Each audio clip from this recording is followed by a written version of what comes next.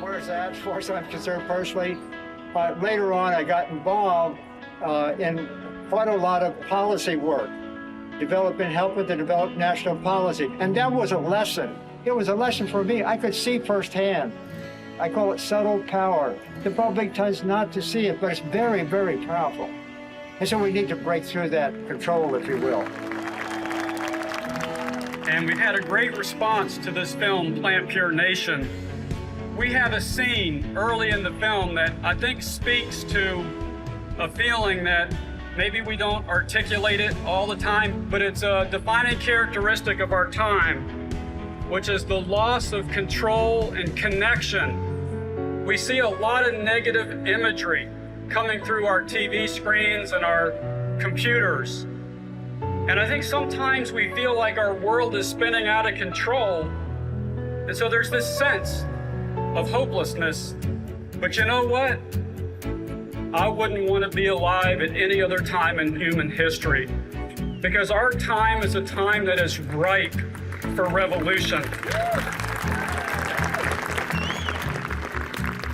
And by the way, I don't mean a revolution of aggression and one-sidedness. I mean a revolution of love and awareness. I still remember 40 years ago when my dad told us around the dinner table he had discovered he could turn cancer on and off in the laboratory simply by using food. My father is Dr. T. Colin Campbell. He's known by millions for his pioneering research on a plant-based diet. It's very true. If we were eating right, we wouldn't need to be selling Cialis and all this, that Viagra and stuff like that. But you're 77, you don't need it, right? No. For years, I've watched him struggle against powerful interests to share his research. I'm Nelson Campbell, and this is my wife, Kim.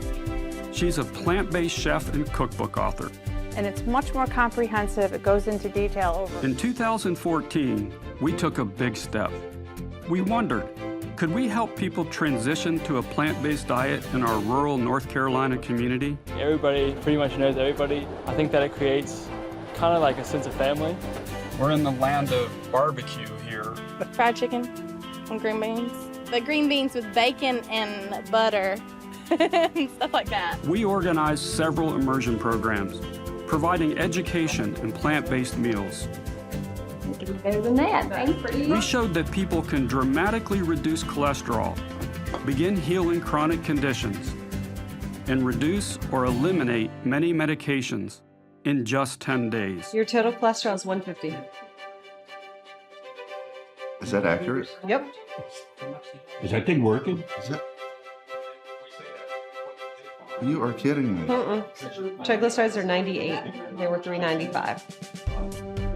Are you sure that's accurate? I've been testing for 26 years. We've tested millions of people, and I've never seen results like this. Then we took a bigger step, this time in a neighboring state.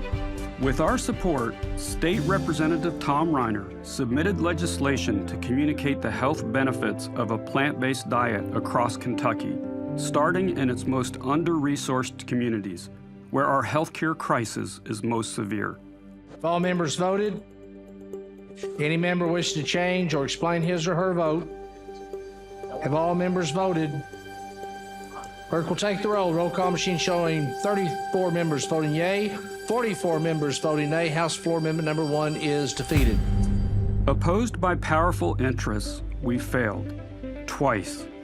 But instead of walking away quietly, we took our story public in Louisville.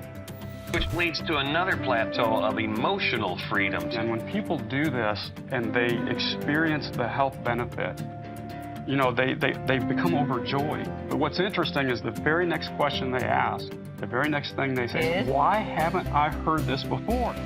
All of this ended up in a documentary film called PlantPure Nation, which we released in 2015. Because revolutions can't start without awareness. Our film had an impact. In its ending, we asked people to launch groups called pods to sow seeds of change in their communities. I'm excited.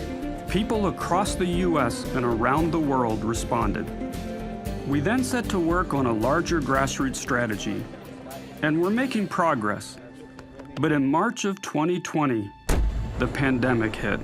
A SARS-like virus, which has infected hundreds in China, has now reached the United States. Coronavirus. You think about it, the coronavirus crisis is changing so fast that these maps can't keep up. The great shutdown of 2020 is underway. More than 10,000 school closures nationwide, affecting nearly 5 million school children. From San Jose to Salt Lake to Boston, so-called surge tents popping up, ER rooms preparing for potential patient overflow. So many lives upended, including our own. We struggled to keep our organizations afloat and watched as many others suffered worse fates. We wondered, though, would the pandemic encourage people in positions of power to share the truth of plant-based nutrition? We thought so because early data from Italy showed that 99% of people dying had pre-existing medical conditions, mostly from nutritionally caused chronic diseases. The people in charge advised us to wear masks, wash our hands, and stay apart from one another. Face masks, these face masks are the most important, powerful public health tool we have. The most important thing that I think overshadows all of that is to wash your hands as frequently as possible. Social distancing will be with us through the summer to really ensure that we protect one another as we move through these phases. Unfortunately, they ignored an important, more empowering idea. In our immersion programs, we'd witnessed many people healing themselves of chronic conditions. In rural North Carolina, a Cajun community in southwest Louisiana, a farming community on the plains of northern Indiana, and a Dominican neighborhood in New York City. Most of us know that eating right is part of a healthy lifestyle, but we don't often think of food as medicine. Medicine has immediate effects. Healthy eating is for the long haul. But what if food is the real medicine? And what if the pandemic was far worse than it needed to be because of what we eat? We decided to organize another immersion, this time doing something we'd never done before. We would host a live-in immersion in Greensboro, North Carolina, where we could ensure 100% compliance with the plant-based meal plan for 10 days. And we decided to focus on individuals with type 2 diabetes. Of the people in the U.S. who died of COVID, nearly 40% had diabetes, mostly type 2 diabetes. Once again, we brought along our cameras. I was diagnosed with diabetes and high blood pressure and high cholesterol. And because I had a stroke, I'm still on some blood thinning medications. My name's Dennis Haddock. I'm from a small town in Arkansas called Mena. I grew up in a household where my father worked in a pork processing plant. So we had pork 6 days a week. And I've been a meat eater ever since. And I've been slowly moving away from that. But it wasn't until I walked into the door here that I stopped eating meat. You look like your photo. My doctor said, well, we should get you on some diabetes medication. I said, okay, hey, that's gonna work, fine, give me the pill. So I added the pill, but it wasn't like I made any substantial lifestyle changes. 3 or 4 years later, I have a different doctor and he said, you know, this oral stuff is not working for you. I'm gonna put you on Traceba. And now I'm in this downward cycle. All of a sudden it's, okay, 35 units, 40 units, 45 units. Now I'm up to 54 units on a daily basis. And I figured, okay, well, you know, I'm not feeling all that well. And I figured if I can move on and get into a plant-based diet, my health will improve, generally speaking. Not just getting rid of the diabetes medications, but the overall health will improve. And that's why I'm here. Because of a limited budget, we had only 4 weeks to recruit. We quickly reached out to diverse communities across the country and fortunately found 6 people with type 2 diabetes willing to spend 10 days with us. 2 brought their spouses.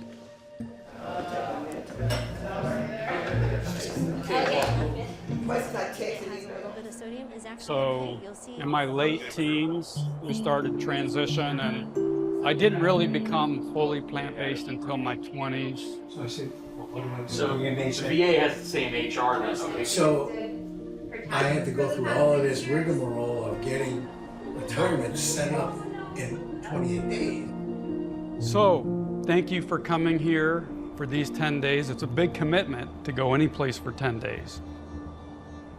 We're not going to do this every time we get together, the filming, but this is our first meeting, so don't be shy. Share your feelings. Be yourselves and speak from the heart. And the person who's going to be helping every day is Ella Stevens. I work for PlantPure Communities. For this plant-based live-in immersion, I have been coordinating the participants and providing them with a schedule of educational sessions. Then we also have group discussions factored in. It can include presentations with Dr. Lori Marbus.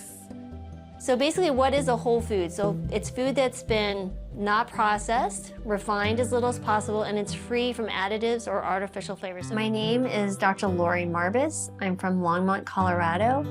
I'm a lifestyle and family medicine physician who's been practicing for about 20 years, and 10 of those years including a whole food plant-based diet. So what are your goals with My this goal immersion? is to get off insulin. The medications that you're currently taking were just the insulin? Yes. And how many units? It's about 30 units every night. You will be having one-on-one patient meetings, and at the end of the 10 days, we will also check in with her and get your blood work done so we can compare with the blood work before the immersion. So this is the Libre. This is a continuous glucose monitor that you've now applied to the back of your upper arm, right there. And what that's going to allow you to do is actually monitor your blood sugars for a 24-hour basis. So what we're going to do is we'll learn together your different patterns. If your blood sugar goes up or if it goes down, we'll see what you do overnight. Participants were enrolled as patients of Dr. Marbus, who used diagnostic tools and direct observation to make data-driven decisions. In addition to her support, participants enjoyed daily meals prepared by Kim and our close friend, Fernando Peralta. My name is Fernando Peralta. I live in Philadelphia, and I am a trained chef. I went plant-based. I think what triggered it was my father's quadruple bypass, and I was about 30 at the time. And I started looking at my blood indicators, and it wasn't looking good. And having a family history, I thought it was a wake-up call. And about at that time, I quit my job in finance, and that's when I went to cooking school. My name is Kim Campbell, and I live outside of Durham, North Carolina.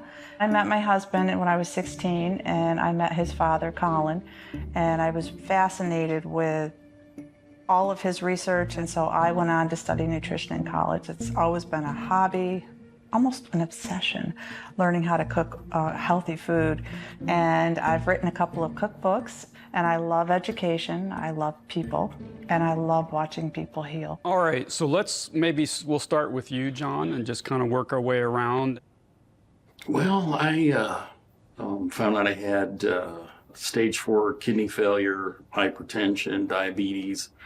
Yeah, I take Trulicity. I think it's 1.75. You just turn the little dial, and I mean, that's what the doctor told me. You know, here, take this, here, take that. Kim has been the catalyst for me to come here. She's been on a whole food diet for 7 years. Yep. Well, being plant-based has really changed how I feel and how my body is. And, you know, just being married to someone for so long, you want to be around them for a long time. And I could see his health was really deteriorating. Yeah, so it's hard for me to watch this happen to him and know that it could be different. And we've been married 41 years, and I'd like him to be around for... Just poor taste in men. The military health system if you can navigate it and get in and keep up on it, it can be very, very, very good. But it kind of sort of seems like what I've learned here is they maintain your illness versus curing it. Because I was, diabetes, you got it, you're always gonna have it. Hypertension, yeah, you got it, everyone's gonna have it. Yeah, you got PTSD. And my health has kind of been deteriorating. I just kind of gave up. I can't remember the last time I checked my blood sugar. Don't check my blood pressure, what's the point? John, could you explain maybe a little more? Why did you feel like there was no point? Why did you feel like you just didn't matter? Well, sometimes the docs, oh, you need to do this, you need to do that. And so I would do it. I would take my meds and stuff, and so I just kind of felt wasn't in control, and so instead of worrying about it, I just kind of don't care. I think denial sometimes is a good place to be. I just deny it. When I was a medical student, not only did I learn about the body and the diseases, but there was a big chunk of time spent on pharmaceuticals. And it was a very involved and complicated process. You're learning about the medications, how to prescribe them, their side effects, the interactions, when to stop them. Some you can only prescribe for 2 years, so it was overwhelming. So now we're in practice and you're prescribing these medications to patients because we learned how to prescribe drugs. I've noticed him getting really tired, and I've been worried with the blood sugar dropping because it does it sometimes at night. If I would to define my expectations of where I'd like to be versus where I am now, I would like to feel better, I'd like to feel happier, I would like to be less tired, I'd like to see my numbers showing I'm in better health, and I want her to be proud of me and keep on the straight and narrow. I used to use the phrase on my wife, Rome wasn't built in a day. Yeah. Go easy on me, Yeah. and I'm understanding. That's what I told her. I said, my progress isn't your progress. Your trail's different than mine, and the more I'm forced into it, the more I'm gonna resist and rebel, and so it takes time to bring it in, I think. Yep. Rome wasn't built in a day. That's a good saying for that thing. All right, Paul, what's your story? Blood pressure, since I was, 35, cholesterol, I was pretty high on the cholesterol because of the way I ate, and they diagnosed me about 7 years ago with type 2 diabetes. Over the last 7 years, I ended up with 4 medicines, and then that still wasn't turning me around on my type 2 diabetes. My A1C went all the way up to 8.7. And that's on all the meds? On all the meds. Okay, wow. I was high, and I'm still high. And pretty much, I'd like to change that. The wife is telling me all about the vegan, and I discovered plant-based first. My name is Leanne Demiduk. I'm from Des Moines, Iowa. My name's Paul Demiduk, and married to my wife, Leanne, for, let's say, 8 years now. It's close enough. My father had died of cancer. My younger sister died of cancer. So I wanted to try and prevent that in myself and the rest of, my family. So I was doing research, and initially happened on PlantPure Communities, Dr. McDougall, just researching, and I had no doubt that this was the way to prevent cancer and for Paul to help, treat his diabetes and hopefully reverse it and get him off his medications and insulin and things like that. You've taken all these medicines and now they're trying to reach out for something else that won't work. More medicine, in other words, is what they're doing to give me more and more. So that's what I'm doing right now. And There's so many things that come with diabetes that people don't think about at that first diagnosis, and they're handed that first pill, that we're just maybe slowing the train down the track, but the train is still going to that destination. The thing with the plant-based diet, we're actually derailing the train. We're taking it off the track and we're putting you on a completely different trajectory. We're a trajectory towards health. maybe if I eat right, That's what I'm hearing from my wife. She's been working in dishes too. I mean, she ain't saying much. It's hard to get everything in.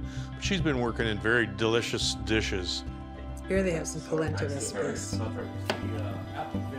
There's a teaspoon, 2 of those. I do like to cook, yeah. I actually won the Betty Crocker Award in high school. So I got cashews, we got cornstarch, nutritionally used, Dijon mustard, lemon juice, garlic cloves, and sea salt. The plant-based world is so much different than it was 20, 30 years ago. We couldn't even get a soy milk. So, you know, we would go to Burger King 20 years ago with the kids and we would ask for a bun with tomatoes, pickles, and ketchup. And they thought it was great. So it's very different now. It has evolved. I don't know why, Kim, but some of the early recipes, they called for all those exotic ingredients. But if you cook with the basic ingredients, if you cook with potatoes and onions and peppers and beans and lentils and chickpeas, you can make a lot of food for very little money. Healthy eating can also feel familiar. If you want a burger, there's a veggie burger. If you want mac and cheese, there's a plant-based mac and cheese. If you want pizza, there's a plant-based pizza.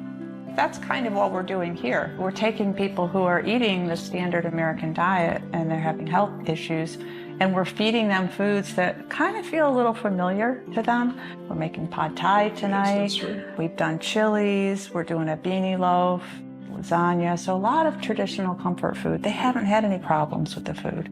Half of the time I come to the table for dinner and I'm not hungry because I've been tasting all that. All right, so what is chronic disease? We kind of covered this, so I'll just run through it again. So basically, one lasting 3 months or more by the definition of the U.S. National Center for Health Statistics. When you look at the statistics, especially over the United States in the past 20, 30, 40 years, you will see that there's no genetics that have changed. We've certainly changed our diet, and then when you see a standard American diet, more people are eating, you'll see chronic disease is just flying through the roof. So absolutely, nutrition is related to chronic disease. It was my father who performed the pioneering research proving this point, which he summarized with my brother Tom in a best-selling book called The China Study. Today, millions know him as the science father of the plant-based nutrition movement. But his path was an unlikely one. I am Colin Campbell, better known as T. Colin Campbell. I was raised on a farm in Virginia.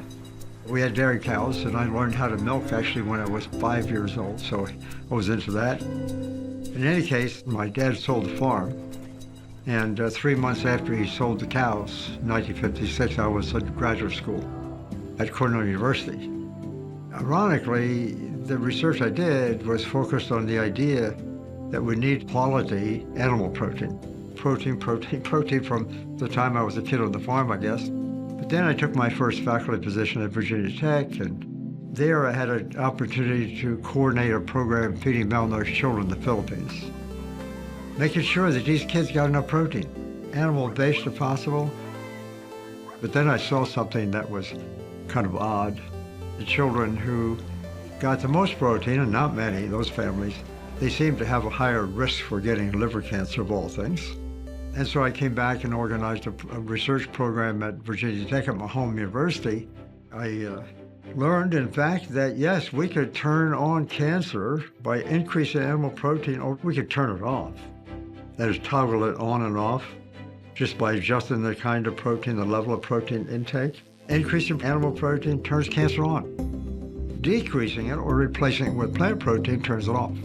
That was striking. We learned more and more that animal protein is not the save-all nutrient. Finally, after this research, and this was about 1980, I had a visit from China. A senior scientist from China come and spend some time in my lab for about a year. While he was with me, we discovered his government had just finished publishing a beautiful atlas.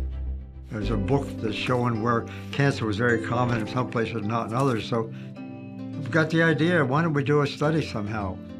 U.S.-China study. And so we had an opportunity to compare those who are consuming more animal foods with those consuming a lot of plant foods.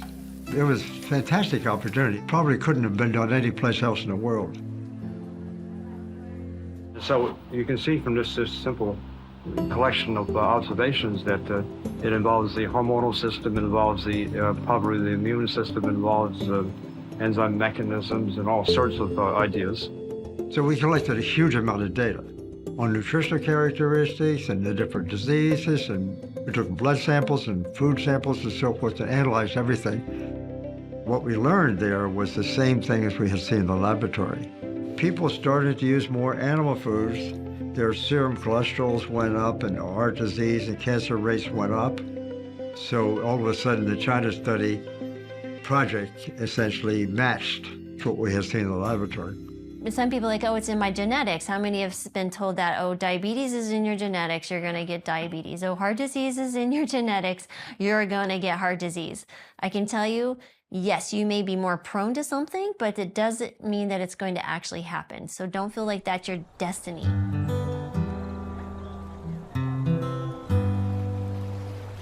All my numbers are down and all my medications remain in their little packets in my suitcase. So I can't tell you how excited and shocked I am. I've already gone down a notch on the belt. I don't want to make all of these guys jealous by talking about it all the time.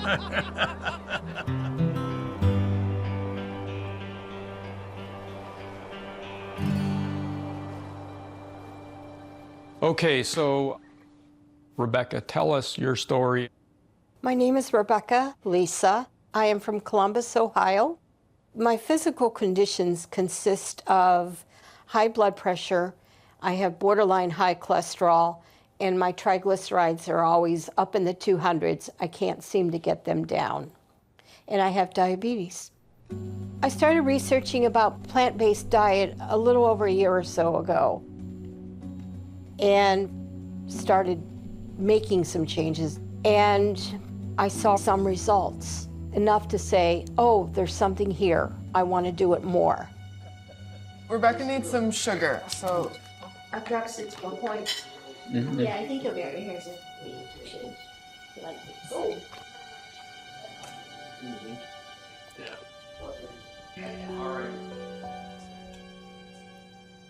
I left early yesterday morning. I drove 6 hours, 400 miles with a broken arm.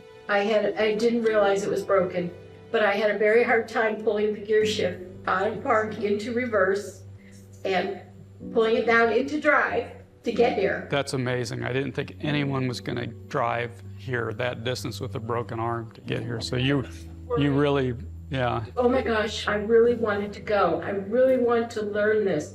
I don't want to be the next person, because I know people that have died from diabetes. I don't want the complications. It is a struggle with the cost of everything.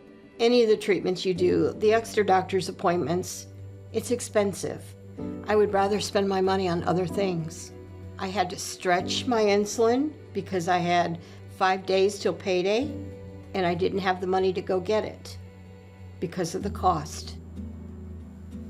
I'm bound determined I'm not going to be the next one. I'm only 61. I want to make it for a lot longer. I don't want to die from this. I don't want complications. I don't want to lose toes. I don't want to lose a foot. I don't want to lose my organs. I don't want the problems. I've got enough. I don't need more. Thank you for sharing that. You're going to have great results. You already are. Yeah. In the last 48 hours, I have not been on insulin.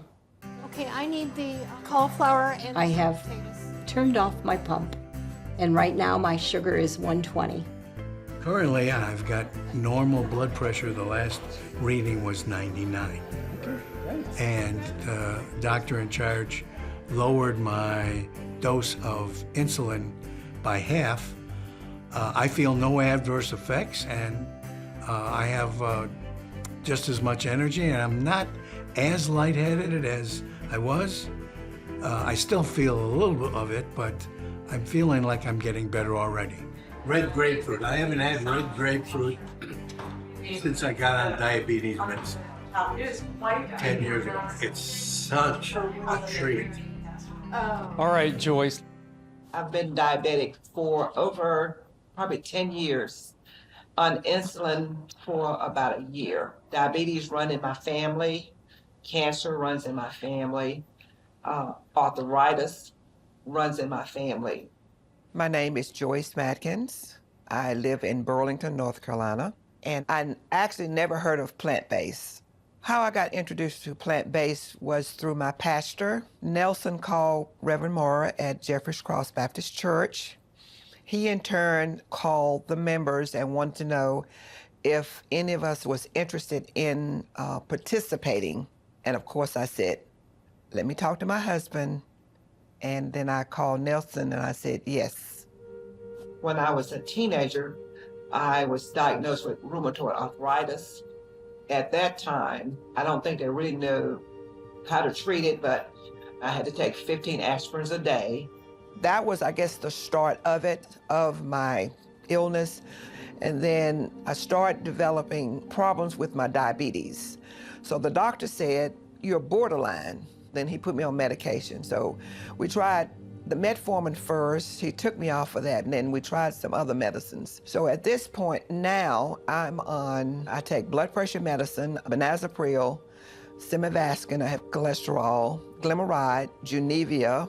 Last year, they tried Trulicity, and the Trulicity I could not do because when I did the injection, every week, it felt like someone had a bat hitting me in the stomach. So he put me on insulin. So I take 25 units of Tracebo. I actually had to get my friend who is a nurse to give me my first insulin shot. I said, oh, I can't do this. She said, yes, you can. I said, no, I can't. But I did. So my last A1C, if I remember, was like 12. But there was, I'm sorry. I am the primary support person for my family. My sister, that's 2 years younger than me, has depression, and I'm sorry.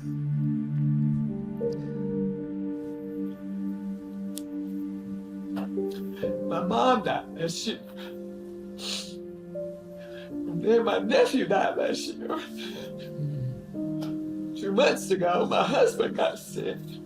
They found he had a spot on his lung. So then we had to go see the cancer doctor. So, by me being the oldest, the response, everyone looks up to me.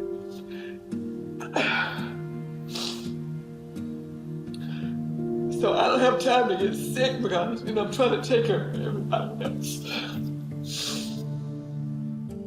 So when you look at the burden of chronic disease on patients and their families, it can be quite severe.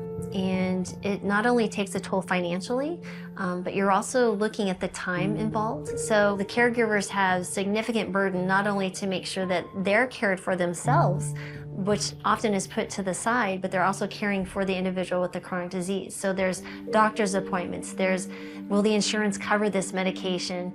And then the insurance changes. It's not uncommon to have insurance changes at the beginning of the new year. So that insulin does no longer cover, so now I have to switch to this insulin and all the things that are involved with that. They have to figure out, well, how do I take off time from work? What do I do when we need to go out of town? Not only that, but the caregivers are actually watching their loved ones suffer. And then the children, let's say there's kids in the home. Well, now the kids are also affected because they're gonna think that this chronic disease is normal. And then there's the stress there. So the relationships are stressed, there's decreased sleep, anxiety, depression. It's just extremely burdensome for the whole family. I do what I have to do. That's right. But the first thing you have to do is take care of Joyce. This is true. The doctor's visits and the medications, and you're not having these fluctuations of your blood sugar. I'm hoping that you'll find that you really are in tune with you and that you're calmer and able to handle all the added stress that aren't going away. Life is... No, it's right? like, no. With me, my faith is strong, and you have to have that belief that you can change. I pray, and God will give you what you need to do what you need to get done. You have to believe. And plus I have with Reverend Moore in the church, we have a strong family as far as what do you need? What can we do? How can I help you? So, and I'm excited to get back and speak at the church. All right, thank you. That was really wonderful. You hear a lot of these type of stories, don't you? We've heard a lot, yeah. Yeah. You see a common theme or common thread? Yeah, one common thread, I think, is people have no clue as to the power that they have over their health. People also think that changing their diet will be sacrificial, that they'll need to trade away the joy they derive from food to get healthy. Nothing could be further from the truth. I get a lot of joy out of cooking this way because I love to see people surprised when food tastes as good as it did when they were eating the standard American diet. I made sour cream the other day and they couldn't believe it was plant-based because I worked and worked and worked on that sour cream to get it to taste as close as I could to what they were used to. And I think we as cooks, it's pleasurable for us when people eat the food. That's what we're after as cooks. When we see them filling the plate and coming back for seconds, that's what gives us joy. I'm Vignesh Shriram. I'm 18 years old and I'm from Charlotte, North Carolina. I'm currently a student at the University of Chapel Hill. I was diagnosed with type 2 diabetes and high cholesterol at the age of 15. I don't take any medications for the high cholesterol, but I take 30 units of long-acting insulin overnight, every day. When I was younger, although we grew up on an Indian diet, our parents didn't want us to feel isolated and alone from our friends, so processed food was a staple in our pantry. Unfortunately, that led into a spiral where I was gaining weight at an extreme rate, and I was considered morbidly obese for a good part of my life.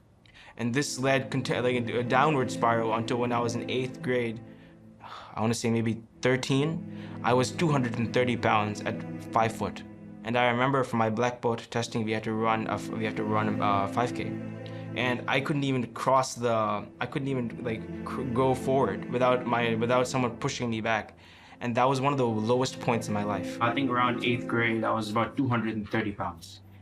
Suddenly I lost 60, 70 pounds in the matter of 4 to 5 months. Didn't raise any bells, no concerns. I was shocked, but I checked with doctors. They're like, it's fine. You're young. These things happen. I went for about a year without testing blood work. So after that year, I did blood work. My results came extremely high. So high, I was sent straight to the hospital for 3 days. And that's when I realized the secret behind my weight loss wasn't exercise or dieting. It was thanks to the type 2 diabetes taking the fat in my body for energy. It's kind of gradual, right? But though now we're seeing these chronic diseases in our children, but when we live in a society where the wrong choice is the easy choice, it's really hard to help our kids make better choices when the parents struggle to make better choices. So what happens is we're setting up our children, one, to be food addicts, and we're also setting them up to not understand that sweet from a fruit is the sweet that you should be enjoying, not the sweet from the artificial sweeteners. So we're hijacking their brain, we're hijacking their taste buds, so we're setting them up for a life of chronic disease, and that's so unfortunate because they're never gonna have the opportunity to even live a life without drugs. They're gonna think this is normal. Their parents took drugs, their grandparents took drugs, and now they're on drugs. That's how a human's supposed to live? Absolutely not. So being diagnosed type 2, that's probably the best moment of my life now. Obviously, it's terrible, but the way I look at it, if I wasn't diagnosed as type 2 diabetes, it would have been a heart attack. It would have been cardiovascular issues. It would have been a kidney failure. If not diabetes, it would have led to something far worse. It was more of a wake-up call to me than anything else, that I need to get my life together. I need to get it into my own hands without relying on the healthcare system, without having insulin pumped every single day, without having to worry about extremely low blood sugars, extremely high blood sugars, without counting how much insulin I need to take. So I refused to let my life be dependent on something else, on something that I couldn't control. So I decided to take my life in my own hands. And that's what led me to this place, this wonderful opportunity as well. And I'm very excited. I've had only good food here, and to be able to eat 3 good meals every day, I am extremely happy with the way my body feels after 3 days. My sugars have remained in the double digits, seeing such good results. I'm really hopeful for how the next 7 days pan out, because my sugar today morning, it was 85. 3 days ago, when I came in, watched the numbers, and I'm just amazed that my numbers are so low without any insulin. And all my meds, it absolutely amazes me that I am that low.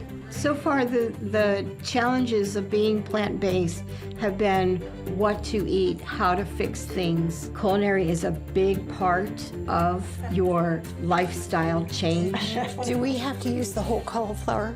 A whole head of No, Okay. use whatever you want. My hope is that when people leave this immersion, they'll be able to take away the skills that Fernando and I have taught people and the passion that we've shown them about food. Every day when they line up to get their dinners and their lunches, they love the food. So to go home and be able to build those foods in their own kitchen, that's my hope, is that they will always be able to do this. And it kind of opens the door to a whole new culinary world.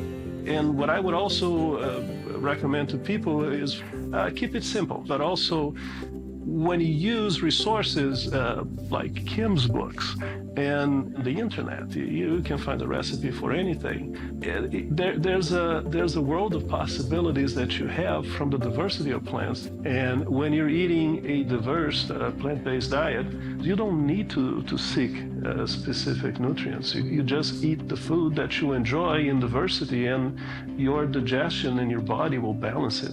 All the vitamins, the minerals, except B12. The fruits and vegetables, you'll get all the protein you need, you'll get all the vitamins, the minerals, and then fibers, which is only found in plants. So plant-based foods have the perfect balance of nutrients, not only for the prevention and sometimes the reversal of chronic diseases, but also to fight off viruses like COVID-19. yeah, because that natural immunity is really important. As you know, and of course, anything we can do to improve our chances, should we get it, to not have the significant side effects. The biggest killer of people in the United States is chronic degenerative diseases. It kills in the neighborhood of 140 to 150,000 people a month. Most people getting and dying, suffering the consequences of COVID, have other diseases that predispose them to the difficulties of COVID. Early in the pandemic, we learned that the Italian Health Authority had commissioned a study on the people who were dying of COVID-19. And it turned out that at least 99% of the people who died had a precondition. These pre-existing conditions included diseases like various kinds of heart disease, diabetes, and so forth. Later on in the summer of 2020, the CDC followed up with a study that suggested that 94% of the COVID deaths occurred in people with pre-existing conditions. Well, just with his diabetes and high blood pressure and his other, the chronic aspect to, his illnesses, and that's who they say it hit the hardest, was those with chronic disease, so. And it's really sad when you look at the evidence, when you look at just the 18 months or so, 20 months that we have evidence of showing that chronic disease really astronomically increases your risk, right? So the unfortunate thing is we're not broadcasting to the world, hey, if we focus on prevention with nutrition, like a whole food plant-based diet, the pandemic would not have been as significant. We wouldn't have had all these things happen. The nutrition provided by a plant-based diet actually affects our immune system as well, in the same way that it also works to prevent and actually reverse chronic degenerative diseases.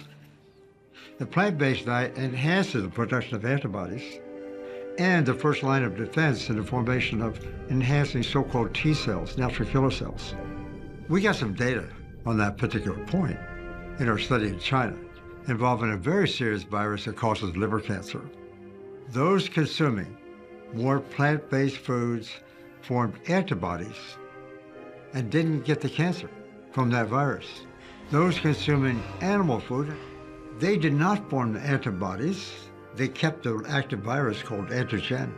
They got the liver cancer. striking. So the effect of nutrition on the immune system is really fascinating. It does not involve a single nutrient. Basically, I'm talking about many possible mechanisms, measured in the thousands, hundreds of thousands, but they all work together in coordination with each other. It's highly coordinated.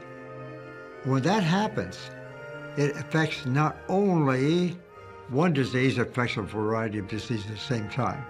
That's why nutrition is so important. You got all these different nutrients in food working together, sort of coordinated like a symphony to create a response. It's amazing. Going all the way back to the 1980s, my father went to Washington repeatedly to share his research. He testified in front of Congress and consulted with government agencies.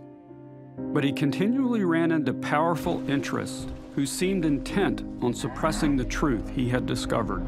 Fast forward to the COVID pandemic, and nothing changed.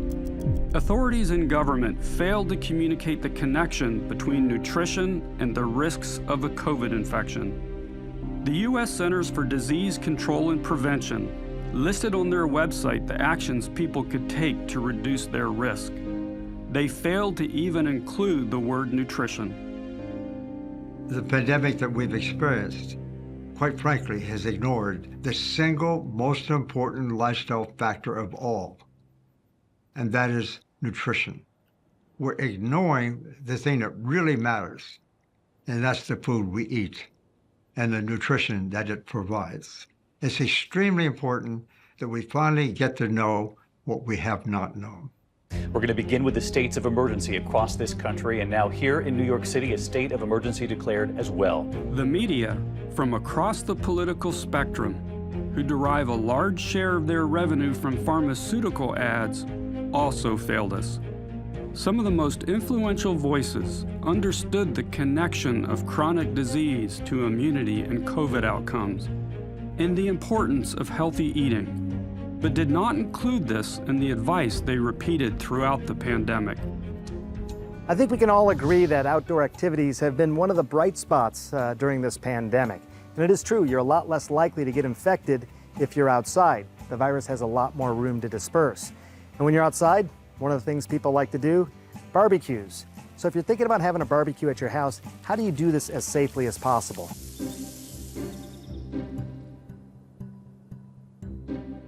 All right, so I said to most of you a couple days ago, I think this could be really powerful. And maybe what we should do to get ourselves in the right frame of mind is just take a moment and kind of go into a quiet place and reflect on the journey that you've been on, the illness that you've suffered, and what you've learned here. I want you to be reflecting on all those points, okay, as you watch this. I have the power to lower my A1C. Because I can still make my own insulin, and Trulicity activates my body to release it. Once weekly Trulicity is for type 2 diabetes. Most people taking it reached an A1C under 7%. Trulicity may also help you lose up to 10 pounds and lower your risk of cardiovascular events, whether you know you're at risk or not.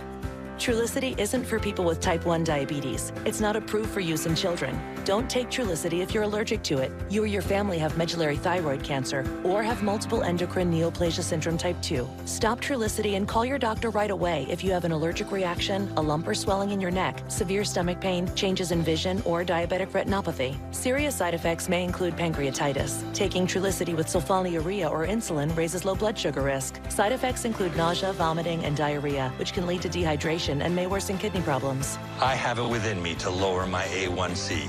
Ask your doctor about once weekly Trulicity. Vignesh, you look like you're deep in thought here. Like you said, I was very deep in thought. Just even to calm down, just because I could feel my heart already racing. Because what they promote throughout their whole ad is a sense of hope for people with chronic disease. A sense that they can live an ordinary life, a life free of diabetes. But the way they approach it is in a very perverse way.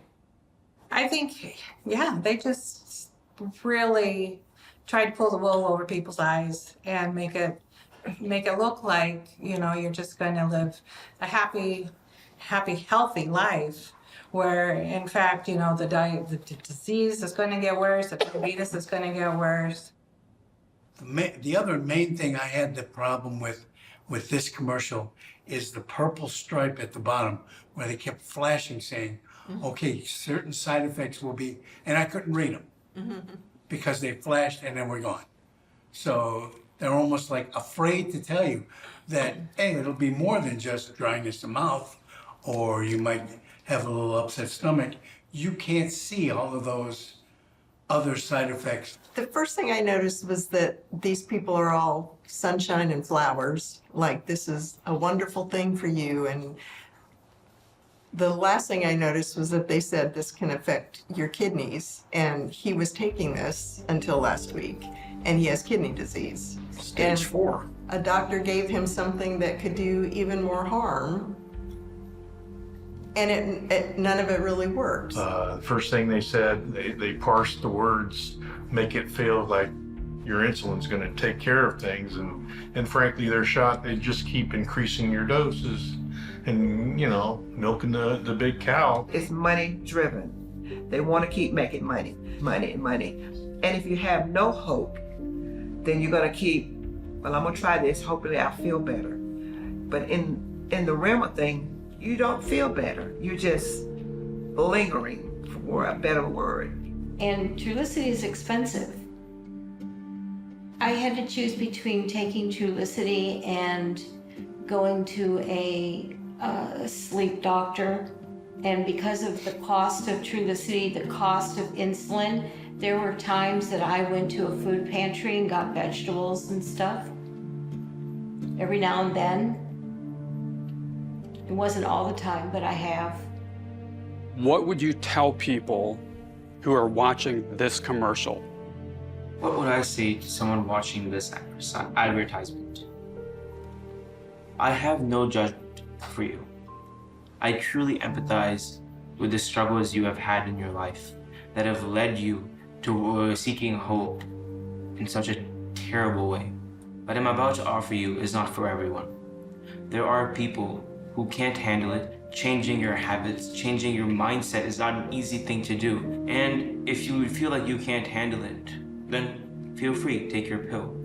Just know your life will never be your own. If you value your free will, if you value what's been given to you, all you have to do is eat your vegetables. I've been here only a week, and I know I have a long way to go, but I'm out walking. I was all riled up today and wanted to get going. Let's go do something. But it's, you know, that's only 8 days. So I'm feeling the stiffness when I get out of bed. I used to grunt and groan, grab onto the dresser, and get up. But now I'm just jumping right out. As a physician, you become quite accustomed to patients coming into your office asking for a particular drug. And if you pay attention to the TV commercials, it's often the one that has been airing more recently. And they become somewhat knowledgeable. They're thinking, well, maybe this is what I've been looking for. This is the drug. So that commercial has actually been very effective in changing the behavior of the consumer. They're coming to me and asking for it. The greatest cause of death in the United States is heart disease. And if someone's in the neighborhood of lifetime, it's 600,000 people a year. Second is cancer in the aggregate. I'm going to say something else, I'm going to throw it in here. I mean, you might not want to use it. The third or fourth leading cause of death is the side effects of drugs. Drugs have side effects because they are usually single chemicals taken at doses unnatural to the body. Drug companies can patent these chemicals to make money, but this way of thinking is based on a simplistic view of biology. There's two views in terms of caring for our health. One way, we think about something very specific, a specific chemical or specific pill or procedure to control the disease. That's one way of thinking about it. We're thinking about the part of a whole. The whole is actually offered by food, eating the right kind of food, the right combination of foods, if you will, plant-based foods. The whole is nature. That creates health. And that's a holistic effect that is very, very profound, very broad in its effect, and it doesn't focus on one part. I'm talking about the whole, not just the parts. The moment we start talking about the parts, this chemical, this procedure, that procedure, although they can do good at times, but when we come to rely on that idea, that's a mistake. If you want to get better, ignore the advertisements for Trulicity and let's go with the plant-based. As I said, try it, because there are so many people that are suffering, even in my church, in my family. They have diabetes, hypertension, cholesterol. The sad thing is, a lot of people, myself included, we don't know we're in bondage. That's the sad thing about it. Freedom, in my mind's eye, is being free of the yoke of the pharmaceutical companies controlling my life. Freedom means now I have the power in my mind's eye and in the skills that I need to truly empower myself. And so I no longer will celebrate July 4th. My new Independence Day, October 22nd. I'm free. I wanted to say we ought to make a parody of Trulicity or whatever. Hey, we got somebody take Trulicity, and then a while later, you know, the businessman and the phone rings. Hey, John and Paul got stage 4 kidney disease. Just a minute, bzzz, and they hit a button, and it goes off in another office. It's the nephrologist. Hey, we got another client for you. Oh, yeah, that's great. Hey, John, we got something for your kidney problem here. We can give you this medication, and that's going to cause another problem, and another bell. Hey, we got a couple more guys on the line. Bzzz, and at the end, you got like Satan on the end of the line. Yeah, this is great.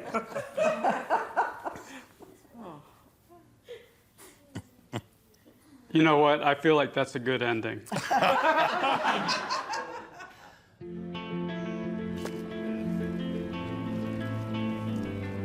Just show them how to start a fire.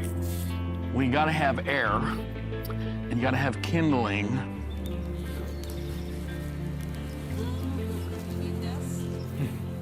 And it goes back to this little fire here. It's a lot like I think the plant-based movement. It starts small, and then you can build communities, and then you have the power of people, and it starts to grow in intensity. It's easy to despair today, but history is full of big changes, which always started when people were motivated by a powerful truth.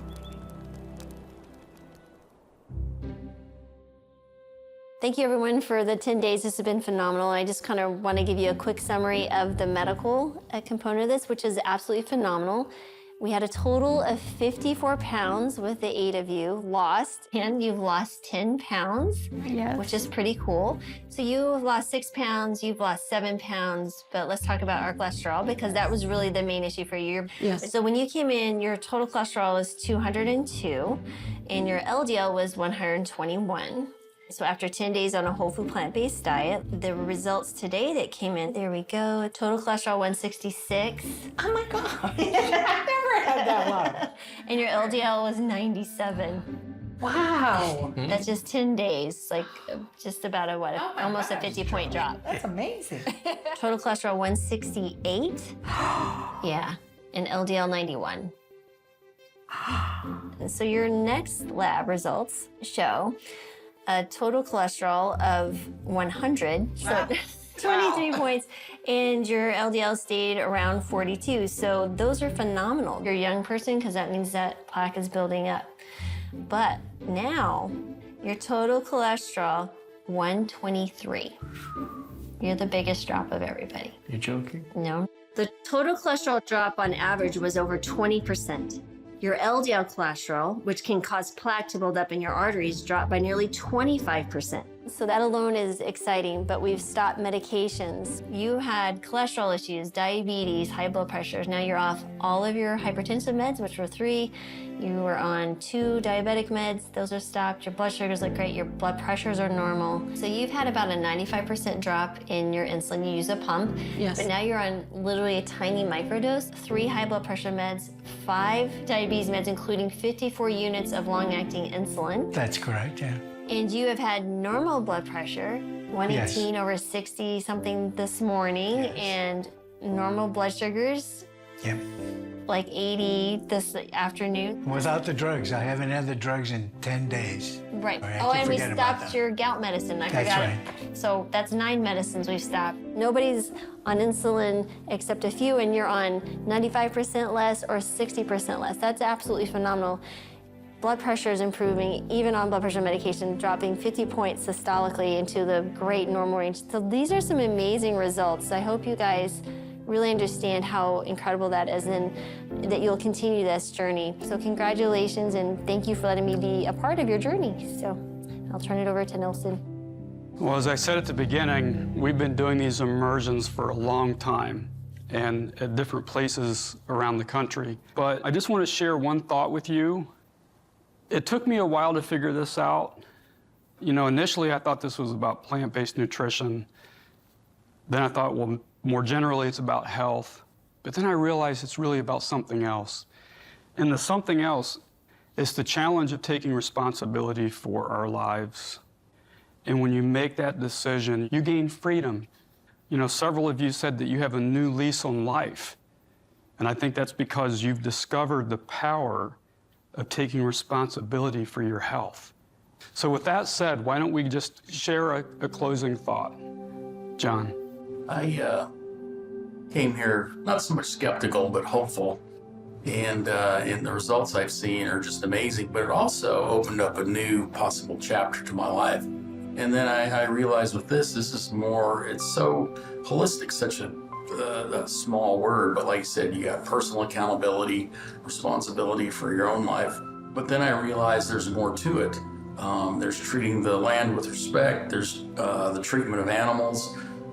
There's also a spirituality component of it. And so, like you said, there's freedom in it. And I think it gave me power in that I just had it's not a secret, but I have something that's too good not to share. I love that. Kim. Well, it's been a phenomenal week and just great. I can't wait to see what the future holds. Yep. It's given me a new sense of personal responsibility, especially towards my own health. But I also feel like it's given me a direction in which I can take my life. Because I genuinely believe that if someone like me can see such amazing results, anyone can. It's like finding a little gem. You just want to show it to the world. You just want to share that passion and that knowledge and that excitement. And I'm very happy and I'm very hopeful for the future. Thank you. Paul. I wasn't the best starter, but I went into the program and, you know, I was able to drop all my meds, which was my goal, and all my numbers all lowered. And thanks to all the education, teaching us it's going to be a long way and things will keep coming down, taking responsibility of my health myself instead of being medicated all the time. Job well done. That's great, Paul. Leanne. I would just like to thank you so much for giving us this opportunity. I mean, I'm one of them. I said, this is our second lease on life, you know, and before I just, you know, I tried everything to lose weight and nothing really stuck, but it was a personal responsibility that I hadn't really taken, you know, to heart. I'm real excited about that, so. Joyce. Only thing I can say is this has been a game changer. In participating in this, I was hopeful, but everything happened beyond my expectations. And I appreciate the staff, all you guys, for leading us on this journey. It's a journey. Thank you so much for what you've done, and I'll pray that you continue to do good work. Thank you. Rebecca. I came very hopeful and wasn't sure what to expect or what would I see, because I've tried so many things to lose weight and nothing's worked. I've lost 10 pounds. I've reduced my insulin consumption about 95%, or reduced 1 blood pressure medicine. I found some great food recipes that I really liked, and I'm a picky eater, that I will be making when I get back home. And I felt this was a really good start for my journey of trying to keep it going, the momentum going, because I want to get off the insulin. I want the other 5% to go.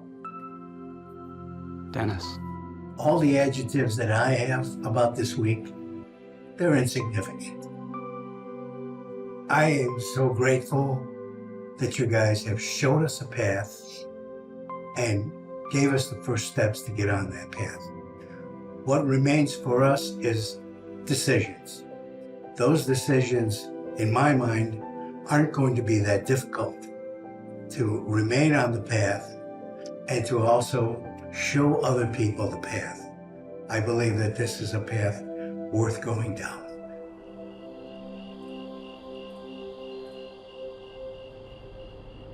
When our participants left for home, they went with the hope of a better life. We've seen this at the end of all of our immersions, but this ending is always only the beginning. What I did is got out of the immersion and I was off all my insulin. In January, they gave me a bad number on my A1C went up to 7.5. In early February, I went back on insulin and now I'm on like 90 units of insulin. If I lose weight, they're telling me I'll go back to, to zero insulin. And that's what my goal is. I like everything she cooks. Beanie loaf, I love the beanie loaf she makes and love the green bean casserole. At home, I eat whatever Leanne makes and I enjoy it. When we came back, we were very 100% for, I think, at least a good month and a half. So the downslide for me happened, I went to visit my daughter in Texas about a week before Christmas. They definitely are not plant-based. I mean, won't even consider it. We do struggle, we're back now in an urban situation and lots of restaurants, and that's kind of always been our weakness. I think eating out for me, I can't speak for Leanne, but I like to just, you get kind of bored around, let's go out and do something fun, and so I think it is a feel-good kind of thing. So back in the real world, there's just too many options because I do know what to do and I know the benefits and I just sabotaged myself. This is Iowa, so it's kind of beef capital and hog capital. So, and people kind of look at you. My sister and I want to start a pod here in Des Moines, so we've talked about it and just need to kind of take the leap. But like I say, Rome wasn't built in a day, and we're both heading in the right direction, and we realize what our weaknesses are, and we're working on them.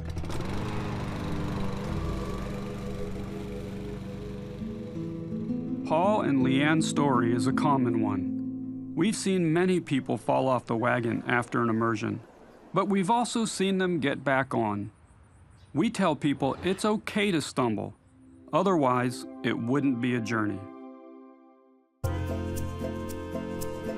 Now that it's been 6 months, I'm feeling really great. My blood pressure is normal and my cholesterol is down under 120 and my A1C is in the 5s. In terms of medications, I'm only taking an aspirin. My wife is very proud of me. It's a little bit of a turnaround because she was always pushing me to eat this vegetable or that fruit or this dish. And now I'm the one who's coming up with very creative dishes. I've been noticing that my groceries bill has been $40 for 6 bags of groceries instead of the $115 I used to pay. Both my wife and I ride motorcycles. Since I've returned from the immersion study, I've got such good results from the plant-based lifestyle that I'm sharing it with some of the people that I ride motorcycles with.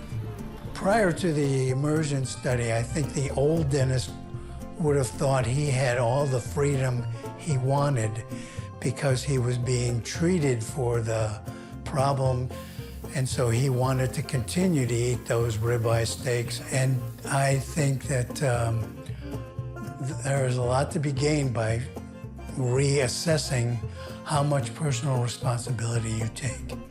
If you decide not to be responsible, then you become one of a group and you start thinking in terms of exactly what the group thinks as opposed to staying an individual so that you can do the things that you want and have the freedom that you want. There's a little bit of peace knowing that now that I'm healthier, that I'm going to be living longer and that I will have the opportunity to see grandchildren come. So now it gives you a little more peace and happiness. The first obstacle in making change is the challenge of opening our eyes. I watched my dad confront his biases from life on a dairy farm, and I saw him challenge for decades the prevailing views in his profession. He soon found himself alone among his peers. But he was an individual thinking freely, and he was able to ask the hard questions that led him to the most important health truth of our time. I think my life is a lot better with minimal insulin. I don't even use it regularly. I've had Burger King onion rings, that'll send it up. And so I'll just give myself a couple insulin units and it comes back down. My A1C is down to 5.7, which is normal. In the last 6 months since the immersion, I've noticed sort of an evolution happening where foods that bothered him before, like at the immersion when we ate rice, his blood sugar spiked, but now he can eat white rice and he does fine. He's lost 30 pounds, I've lost 15 pounds. I like being able to do stuff. Before, I would be short of breath, and now I can work outside in the hot sun, work on motorcycles, cars, and like I said, I kind of have a quote new hobby. I used to like to barbecue stuff, but now I'm playing with vegan burgers. Cooking plant-based has removed problematic things in the kitchen. We don't need a vent fan now because there's no greasy odors to get rid of. We don't use near as much dishwashing liquid because you don't have the quote baked on greasy residue. We eat out a couple of times a week, but we have a few restaurants close by that they offer like a falafel sandwich. They have a marinated tofu sandwich, an avocado sandwich. After the immersion, the freedom that I've gained through a plant-based lifestyle has been remarkable. Every day is a new day because I was on a terminal road to death, basically. And so, but now I'm more conscious, and even Kim said this before we went to the immersion, everything you put in your mouth has a consequence. It was like, nah, it doesn't. And then now it's like, yeah, it does. It really does. Where do we go from here? I just see, a lifetime where we're gonna be more active and having a good time and just making the most of our days, really. Knowing the health benefits of plant-based nutrition is just a starting point. The harder part comes later. It's constant awareness of what we are eating and its consequences that seems to win the day. I came back from the immersion in Greensboro, very excited. I started out preparing food, but my husband, some of the food he wouldn't eat. He's a meat and potato man. For the plant-based diet to be successful, the partners, husband and wife, have to be on one accord. If you don't, it's gonna be split. Right now, my diet is, I would say, 35% plant-based, and I'm taking 16 units of insulin. Some days I feel optimistic, and some days I don't. For an example, my sister, as I stated in the immersion, her dementia is a little worse. She's still staying by herself, so when I call her, she doesn't answer the phone. So when I tell her, I said, when I call you, answer the phone. If you don't answer, I think something's wrong. But anyway, we, excuse me. And it's really difficult, and sometimes you just forget about eating. So it is hard. You have to breathe. Sometimes I just say, okay, what about me? And that's when I have to take a trip to the casino. Oh boy. This idea of personal responsibility is more complicated than people realize. I know that I have to maintain my health in order for me to have the freedom to help other people. It's still a work in progress. And by God's grace, it's gonna happen.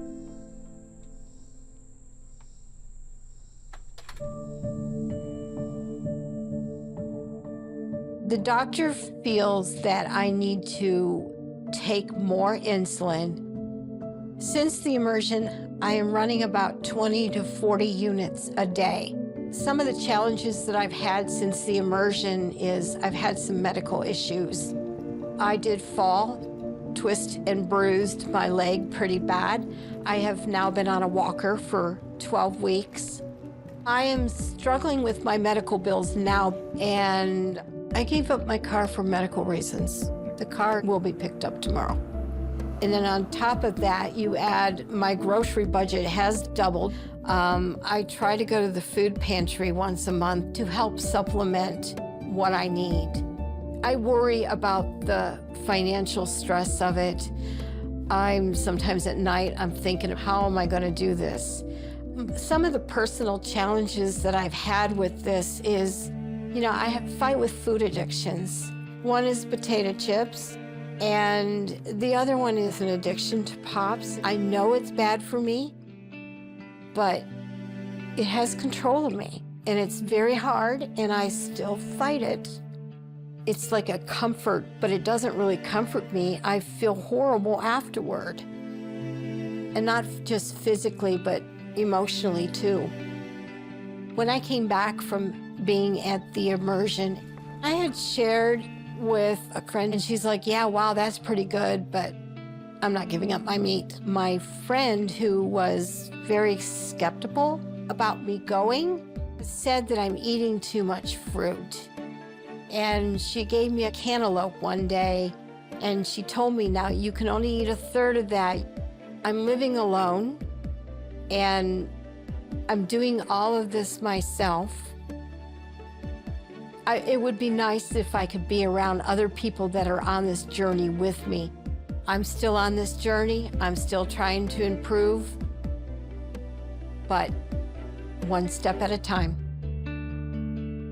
We've seen people heal when they change their diet, but circumstances can complicate this decision, which is why a simplistic view of personal responsibility can get a bad rap. Blindness to the plight of others can lead to judgment, disregard, and a surrender to the status quo. We've found there's always reason for hope because circumstances can change. It's been a very hectic 6 months. My first year of college is officially over. I am completely off of my insulin. I have had a few low moments and high moments these past 6 months, but for the most part, I am completely off. Cooking plant-based is easier because I have a larger variety of tools at my hand to try different ideas and to experiment a little more. I also cook in our communal kitchen a lot, where you obviously meet a lot of new people, a lot of people from different walks of life. We even cook for each other, try each other's food. It's a nice experience. Prior to this experience, I was an introvert. I'm not a very social person, but now I feel a lot more confident, a lot more vibrant. And I find it a little easier to get to know people just from engaging more in the community, going to the kitchen more, even meeting people at the grocery store. I think there are both challenges and opportunities shifting your lifestyle to plant-based, especially without as many social connections. I think that without having that support, it's very difficult. It's very hard to stand up by yourself. But obviously, I'm surrounded with people who love me and people who support me. I think that caring about your health is caring about yourself. And to be honest, it also leads to mental health as well. And I think that, yeah, it's also helped my mental health quite a bit, especially because being more outgoing, interacting with more people is obviously lifting a burden off of my mind that I always had, especially as a kid. The freedom you gain is like a breath of fresh air. When you realize how clean the world really is, you have a very low desire to go back to the way things were. And I think that freedom comes when you're free of that chain around you, of that addiction to food and that addiction to dairy and meat. You realize how much more energy and how much more time you have to spare and how much larger the world actually is. You always just see that walking outside is easier when you start caring about your health. The wind is nicer, the birds sound happier. The whole world is just brighter. I don't know how to explain it. We undertook the live-in immersion in Greensboro because we wanted to see the full healing power of a plant-based diet. We thought this was especially relevant today. Getting answers for you this morning about why COVID-19 cases are on the rise yet again. We spoke with an expert about the increase and how the Omicron subvariant is mutating. COVID cases are up as the BA.5 variant spreads like wildfire. And experts warn when it comes to pandemics, COVID-19 may not be the big one. North Carolina ranks first in the nation when it comes to poultry sales. Earlier this year, avian flu outbreaks in Johnston and Wayne County resulted in a loss of more than 100,000 turkeys and 300,000 chickens. Human transmission is possible, but it's unclear how likely a human outbreak could be. Animal-to-human transmission of viruses is becoming more common. Any one animal can transmit a pathogen to another. Somebody buys it, handles it, takes it home as a pet, or eats it. Boom, we have another pandemic. The encroachment of human species into areas where animals are present, increases that chance for all sorts of pathogens, mainly viruses, to sort of jump from one species to the other. That's becoming more common. In just the last century, humans destroyed half of the world's rainforests. The next one could be worse. It could be more contagious or more lethal, or both. The world needs to prepare for a major pandemic. The question is not if we will have another pandemic, but when. How will we respond when confronted by another COVID variant or new virus? Take a look. You can see all 5 boroughs have a high community level. That is prompting health officials to issue a recommendation for New Yorkers to wear their masks again. We need to be using the mitigations that we have available. Masking where appropriate, vaccinating people who aren't vaccinating, and boosting people. I know some are talking about living with COVID-19, but tonight I say that we never will just accept living with COVID-19. We'll continue to combat the virus as we do other diseases. Will we truly follow the science the next time around? It is very easy to pick out an individual and make them a target because that's what people can focus on. But they're really criticizing science because I represent science. The CDC is the premier epidemiological organization on the face of the planet. Take the big picture, as we said before, CDC is science-based and data-driven. My job as the director of this agency is to protect the public health. Delta changed things, and the science for Delta evolved. And my responsibility was to review the science, review it carefully, and we are actively following the science. The solution seems obvious. Follow the science. If science is a process of humble inquiry in search of truth, and if our leaders acted in accordance with science, they would stand on the rooftops shouting out the true source of our healing. Perhaps we could then get to work building a plant-based world. Making this change will require individual initiative, along with educational, food, and social support to create the conditions that help give expression to this initiative. We also need to believe in ourselves. At our rally in Washington, my dad spoke about a society under the thumb of powerful interests.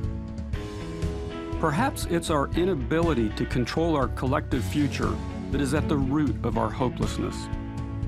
But the deepest power, the kind that transforms, rests not with the corrupt few, but with the many, the rest of us.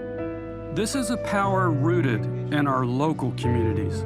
It's time we turn our gaze inward and join with the people around us, in our families, friend circles, neighborhoods, and wherever else we are living, to begin building the world we want, This is how we'll find freedom from those who profit at our expense. It's time for healing. It's time we stand back up and face our future with confidence.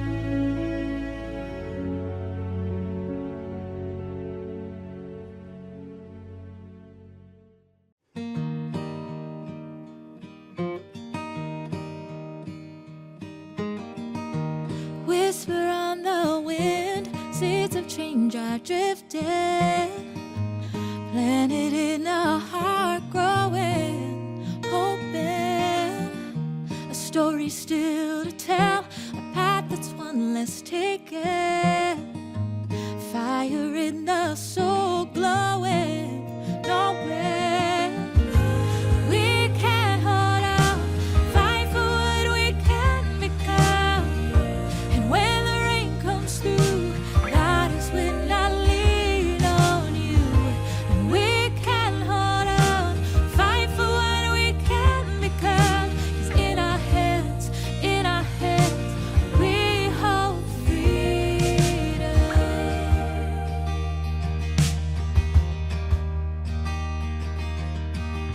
A hero with a voice when silence is the easy choice. A rebel with a cause for truth and love and hunger for what's real. Break the lies that feed it. Can you start to feel